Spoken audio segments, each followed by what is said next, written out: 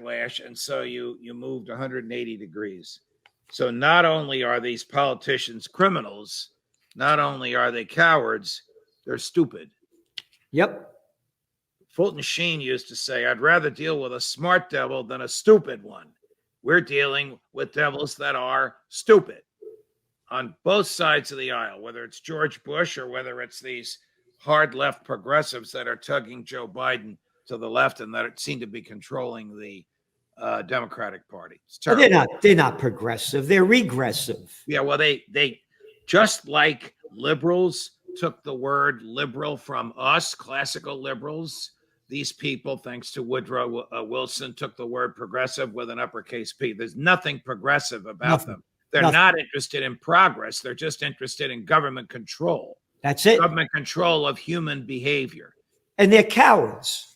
They're gutless little cowards. You know what I say? Anybody that supports the Ukraine war, go over there, put on your military drag, go fight, send your money, send your wife, send yourself, send your kids, go over there or shut your mouth. You want to go fight, go fight. They're a bunch of cowards.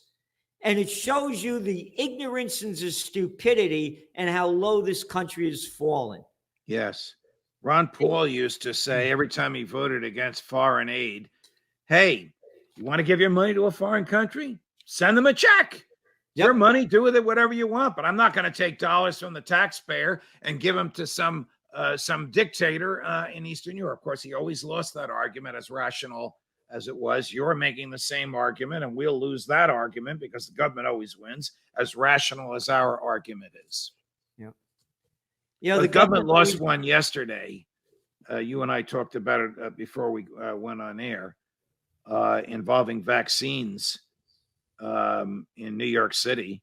The mayor of New York fired police, fire, sanitation, and EMS workers. The core functions of the city: police, fire, emergency services, and garbage. Without those four, the city's a rat hole. He fired those people who wouldn't take the vaccine. Yesterday, a courageous New York State Supreme Court justice ruled the vaccine does not prevent the transmission of the disease. It does not prevent you from getting it. It's an experimental chemical. It's not about safety. It's not about health. It's about control. Mayor, you should be ashamed of yourself as an ex-cop for what you did to your fellow cops. Hire them all back and give them their back pay. And of course, the city's appealing it to an appellate court, and the city will probably win. But this opinion this judge wrote yesterday could have been written by Gerald Celente or Andrew Napolitano. It was so right on the mark about human freedom and the value of work and how the government has no business interfering with hard work that we taxpayers pay the government to perform for us. Again, you know, talking about what he said, that also that clown boy playing mayor, what a bunch of disgusting freaks that are running us. Look at the little jerk before him, that arrogant little de Blasio, Warren Wilhelm Jr., who changed his name. Look at the moron, ignorant fools, one after another, that are the, quote, politicians running our lives. That clown, arrogant boy playing mayor in New York, you know, they didn't have to get vaccinated. Celebrities. Right. Athletes, artists, Broadway performers. And the judge made a big deal out about that. How serious can you be about public health if you're exempting the elite, you know, the people that are all making 7 and 8 figures a year? You're exempting them and punishing the blue collar people that are picking up garbage, that are fighting the creeps, that are putting out fires, that are saving lives in the back seat of ambulances. These are the people you're punishing.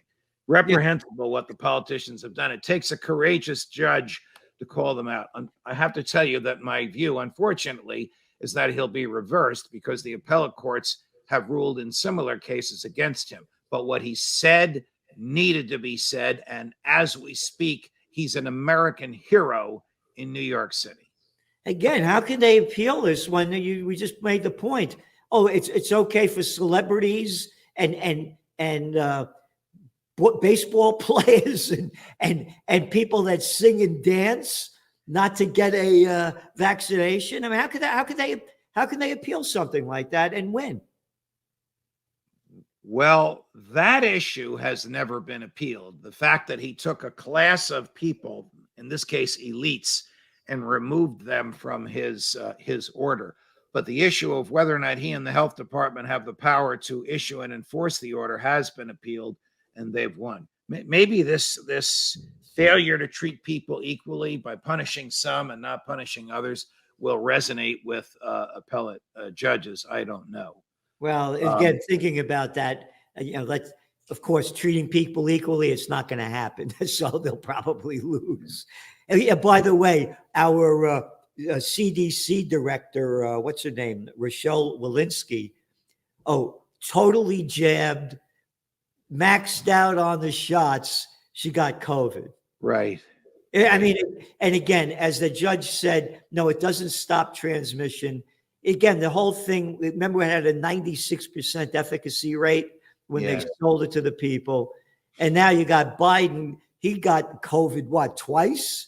And he's fully vaxxed, fully boosted. And he's bragging again. He's getting another shot and telling people to get it. We are living in deranged times in front of our eyes. Yes. Yes. And Alex Jones can lose his freedom of speech because a judge says your opinions are non-opinions. I mean, we really live in dangerous times. And I'm not patting you or me on the shoulder, but we have to keep discussing with your audience and mine what we've been discussing, because the public needs to know just how bad and how dangerous things are.